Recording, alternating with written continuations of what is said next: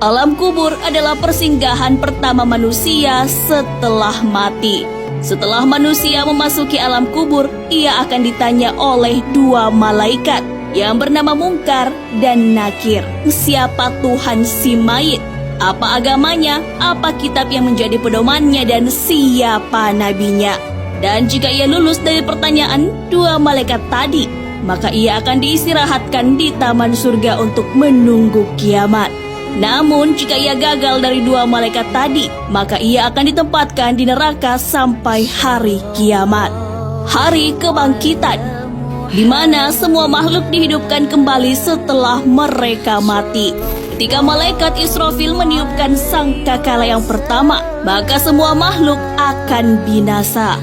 Kemudian ia meniupkan untuk yang kedua kalinya, sehingga semua makhluk akan hidup kembali tanpa terkecuali. Setelah itu, roh-roh kembali menuju jasadnya dan manusia akan berdiri menghadap Allah Subhanahu wa Ta'ala.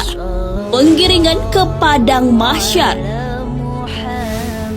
Setelah dibangkitkannya semua makhluk tanpa terkecuali pada hari akhir, termasuk dari golongan jin, manusia, dan hewan.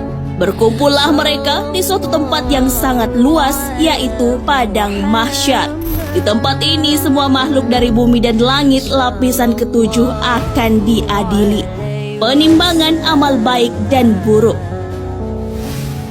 Yaumul Mizan adalah hari timbangan amal manusia, di mana setiap amal manusia akan ditimbang agar diketahui secara pasti dan yakin tentang amal baik dan amal buruknya.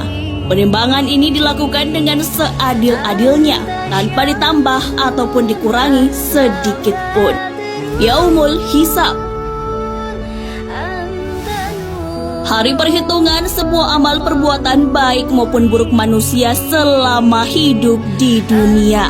Sekalipun sebesar zarah, amalan manusia tidak akan lepas dari perhitungan Allah Subhanahu wa Ta'ala. Melintasi jembatan yang lurus. Setelah melakukan proses hisab, semua manusia akan melewati jembatan yang lurus yang disebut dengan Shiratal Mustaqim. Jembatan ini terbentang di atas neraka yang menghubungkan dengan surga. Banyak orang yang jatuh ke neraka dan tidak sedikit dari mereka yang bisa melewatinya dalam kedipan mata ataukah secepat kilat. Surga. Surga adalah sebaik-baiknya tempat yang disediakan oleh Allah Subhanahu wa Ta'ala di akhirat kelak. Tempat ini dipersiapkan untuk orang-orang yang beriman dan beramal soleh.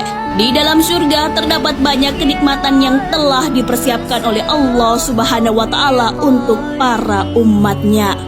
Sahabat beriman, itulah fase perjalanan hidup kita setelah meninggal kelak. Semoga kita dapat menyeberangi Shiratal Mustaqim dan mencapai jannah, berkumpul dengan para orang-orang yang beriman dan orang-orang yang kita cintai. Amin, amin ya rabbal alamin.